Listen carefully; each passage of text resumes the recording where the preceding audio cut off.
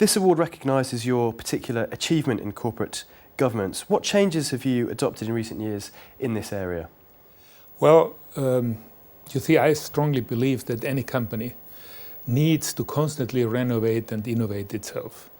And we have been looking in 2007, we made a shareholder survey, and we asked our shareholders what they expected from our corporate governance.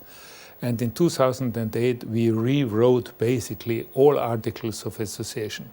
And we introduced one or the other very innovative concepts. For example, we introduced the concept that this company has as its task the long-term sustainable value creation for shareholders, which clearly points out that we are not looking for short-term profit optimization. That was a major breakthrough, I would say. The other major breakthrough back in 2008 was that we were one of the first companies to introduce the compensation report for a consultative vote to the shareholders. So there were two highlights, I would say, which we did in the last couple of years.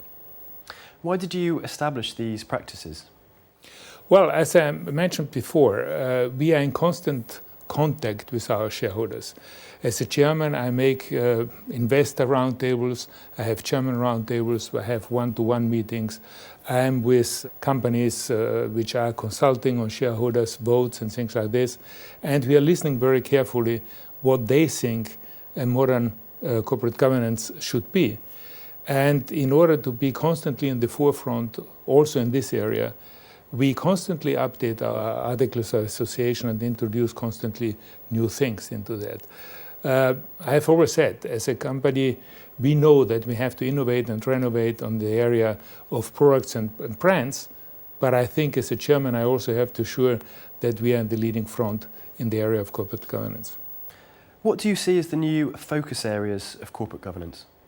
Well, I think for us, at least, it's going to be more how the board works.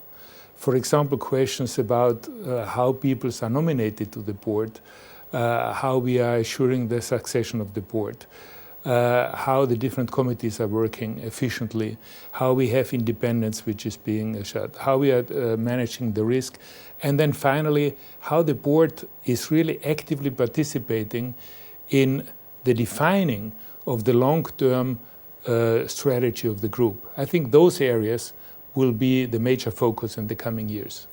Would you support initiatives along the lines of the UK Stewardship Code for institutional investors? Well, I think the vote of institutional investors becomes very important, without any doubt. In our case, we have today 80% of our shareholders are institutional shareholders. So you can imagine that this becomes a very, very important part. I personally have a certain question here, and this is that many of these institutional shareholders are voting today based upon recommendations from consultants. And if you look carefully, you will see that basically it's in the hand of 3-4 people how all institutional shareholders are voting. And that's where I have a little bit a question mark about. I think it is important that each institutional shareholder makes up his own opinion about the vote that is going to cast and not necessarily only follows a recommendation of an outside consultant. Why do you invest in good corporate governance and compliance? Well, I personally believe that the main reason for good corporate governance is to establish trust. It starts with your employees. Employees want to work for a company where they know that there is integrity, and corporate governance has to ensure integrity. You have the shareholders who want to invest in the company which have good corporate governance. But you also have the partners which believe very strongly that if you have good corporate governance, and finally even the consumers are asking today more and more, what is the corporate governance? How is this company being run? Is it an honest company? Is it a controlled company? So I think the creation of trust into the company depends a lot on the good corporate governance that you have for the company. Governance, risk and compliance are sometimes said to converge. How do you ensure a holistic approach at Nestlé? I think this is, as I said before, this is an upcoming subject, risk management. Yes, we have compliance manager, we have a compliance system, but at the end of the day, it will always be an issue of people and the leadership that you have in your company.